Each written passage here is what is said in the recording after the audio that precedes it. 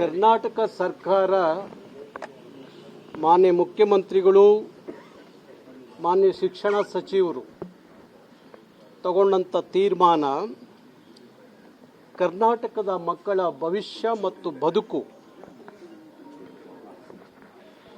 ಅದನ್ನು ಮನಸ್ಸಲ್ಲಿ ಇಟ್ಟುಕೊಂಡು ಐತಿಹಾಸಿಕವಾದಂಥ ತೀರ್ಮಾನವನ್ನು ಕರ್ನಾಟಕ ಸರ್ಕಾರ ತಗೊಂಡಿದೆ.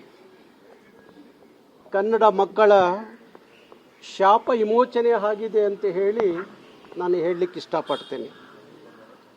ಹಿಂದಿಯ ಹೇರಿಕೆ, ಹಿಂದಿಯ ದಬ್ಬಾಳಿಕೆ ಎಷ್ಟರ ಮಟ್ಟಿಗೆ ಕನ್ನಡದ ಮಕ್ಕಳ ಭವಿಷ್ಯವನ್ನು ಹಾಳು ಮಾಡ್ತಿತ್ತು ಅಂದರೆ 2024ರಲ್ಲಿ ಒಂದು ಹಿಂದಿ ಸಬ್ಜೆಕ್ಟಿಂದ ಭಾಷೆಯಿಂದ ಸುಮಾರು 90,000 ಮಕ್ಕಳು SLCಯಲ್ಲಿ ಫೇಲ್ ಆದಂಥದ್ದು.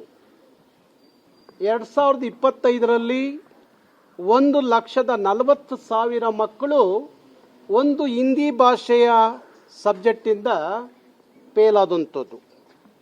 ಪ್ರತಿ ವರ್ಷ ಲಕ್ಷಾಂತರ ಮಕ್ಕಳ ಭವಿಷ್ಯ ಹಾಳು ಮಾಡ್ತಿದ್ದಂಥ ಹಿಂದಿ ಭಾಷೆಯ ಒಂದು ಸಬ್ಜೆಕ್ಟು ಒಂದು ವರ್ಷ ನಮ್ಮ ಮಕ್ಕಳ ಭವಿಷ್ಯ ಹಿಂದೆ ಹೋಗ್ತಿದ್ದಂಥ ಕಾಲ.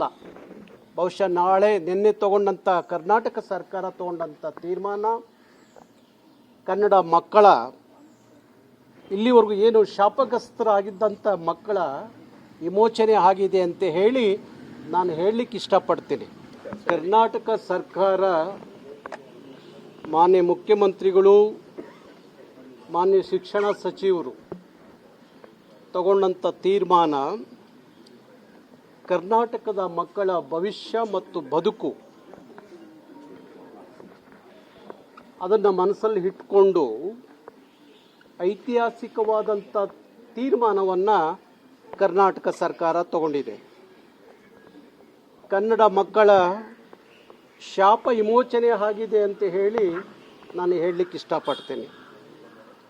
ಹಿಂದಿಯ ಹೇರಿಕೆ, ಹಿಂದಿಯ ದಬ್ಬಾಳಿಕೆ ಎಷ್ಟರ ಮಟ್ಟಿಗೆ ಕನ್ನಡದ ಮಕ್ಕಳ ಭವಿಷ್ಯವನ್ನು ಹಾಳು ಮಾಡ್ತಿತ್ತು ಅಂದರೆ 2024ರಲ್ಲಿ ಒಂದು ಹಿಂದಿ ಸಬ್ಜೆಕ್ಟಿಂದ ಭಾಷೆಯಿಂದ ಸುಮಾರು 90,000 ಮಕ್ಕಳು SLCಯಲ್ಲಿ ಫೇಲ್ ಆದಂಥದ್ದು. 2025ರಲ್ಲಿ 1,40,000 ಮಕ್ಕಳು ಒಂದು ಹಿಂದಿ ಭಾಷೆಯ ಸಬ್ಜೆಕ್ಟಿಂದ ಫೇಲ್ ಆದಂಥದ್ದು.